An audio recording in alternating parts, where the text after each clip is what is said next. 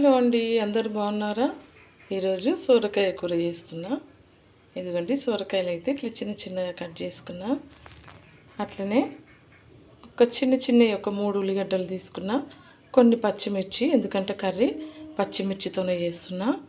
అట్లనే ఒక 2 టమాటాలు, కొంచెం కొత్తిమీర.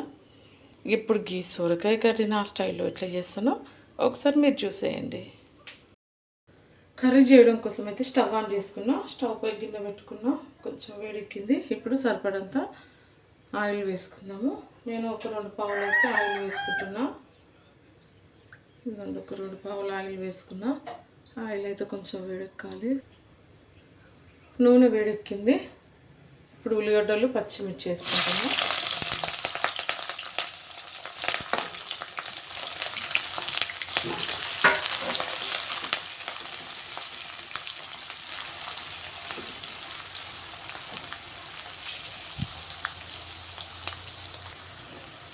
ఈ ఉల్లిగడ్డలు అయితే కొంచెం ఫ్రై కావాలి.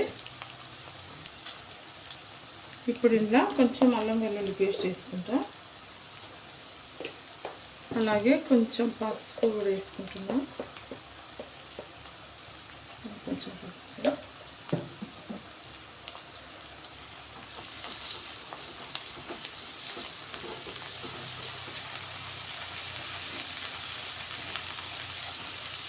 కొంచెం అల్లం వెల్లుల్లి పచ్చి వాసన పోవాలి కదా.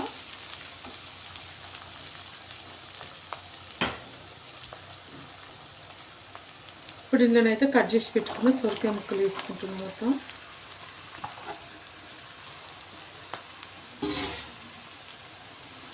ఇదంతా ఒకసారి కలిపి వేసుకున్నాం.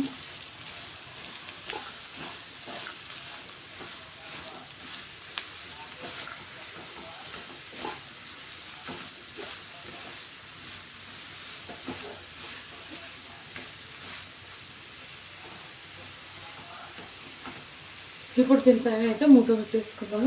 బాగా మళ్ళీ ఏదో ఒక సౌండ్ అయితేనే ఉంది. సొరకాయ అయితే కొంచెం ఉడకాలి. మూత పెట్టేసుకుంటున్నాను నేనైతే ఒక 5 నిమిషాల వరకు.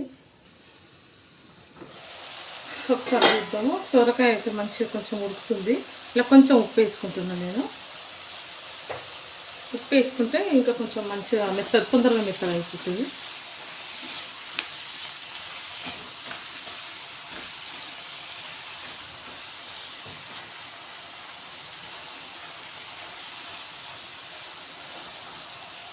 మళ్ళీ ఒక 2 నిమిషాలు మూత పెట్టేసుకుందాం. కర్రీ చూద్దాం. చూడండి, మంచి వాటర్ అంతా వచ్చేస్తుంది ఉప్పు వేయంగానే బయటికి. లేతగా ఉంది సొరకాయ అయితే. ఇప్పుడు ఇందులో టమాటో వేసుకుంటున్నా. కోళ్ళు బాగా అరుస్తున్నాయండి, బయటికి వినబడుతుందా సౌండ్?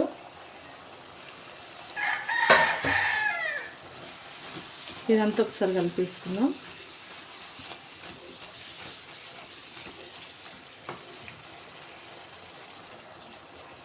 ఇంకా కొంచెం ఉప్పు వేసుకుంటున్నా. టమాటా వేసుకున్నా కాబట్టి టమాటాలు కూడా మంచిగా మెత్తగా అయిపోతాయి ఉప్పు వేసుకుంటే.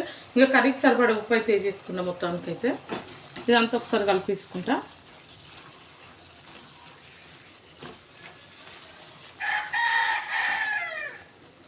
ఇప్పుడు మూత పెట్టేసుకుందాం ఇంకొక 5 నిమిషాలు.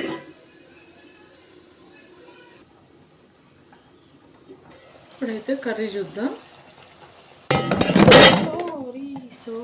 సారీ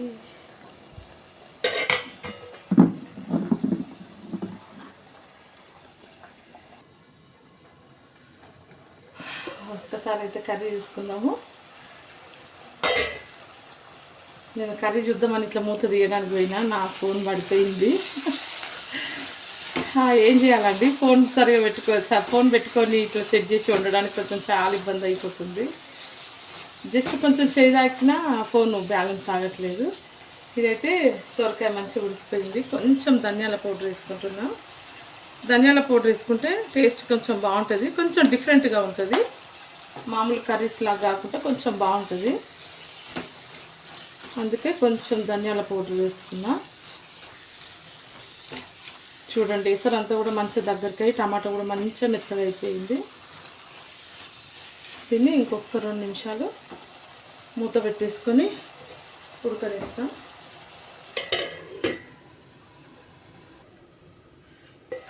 కర్రీ చూద్దాము. మస్తు ఉడుకుతుంది సొరకాయ కూర అయితే. చూడండి మంచి ఆయిల్ పైకి వచ్చేసింది. చాలా బాగుంటుంది టేస్ట్ అయితే ఇట్లా చేసుకుంటే. ఇప్పుడు ఇందులోనైతే కొత్తిమీర వేసుకుంటాము. ఇదిగోండి ఫైనల్గా అయితే కొత్తిమీర వేసుకుంటున్నాం.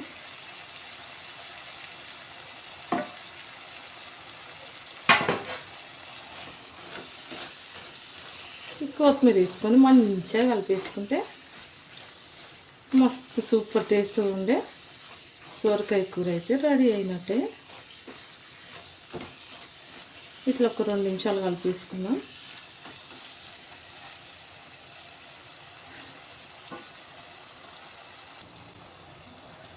మొత్తానికైతే సొరకాయ కర్రీ అయితే అయిపోయింది.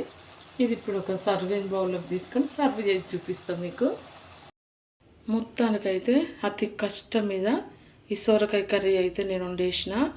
అటు కోడి కూతుల మధ్య ఆన్ చేస్తూ ఆఫ్ చేస్తూ అతి కష్టం మీద వండినండి. అస్సలు కోళ్ళు అయితే అస్సలు ఆపట్లేదు. బాబోయ్ మస్తు ఇబ్బంది అయిపోయింది. కానీ కర్రీ అయితే ఫినిష్ చేసుకున్నా. కష్టపడి వండుకున్న ఈ సొరకాయ కర్రీకి అయితే చూస్తూ వెళ్తున్న వాళ్ళు ఒక లైక్ అయితే ఇచ్చుకోండి రబ్బా. అట్లనే మా ఛానల్ కొత్తగా చూస్తున్న వాళ్ళు ఎవరైనా ఉంటే సబ్స్క్రైబ్ చేసుకోండి. ఓకేనండి, బాయ్.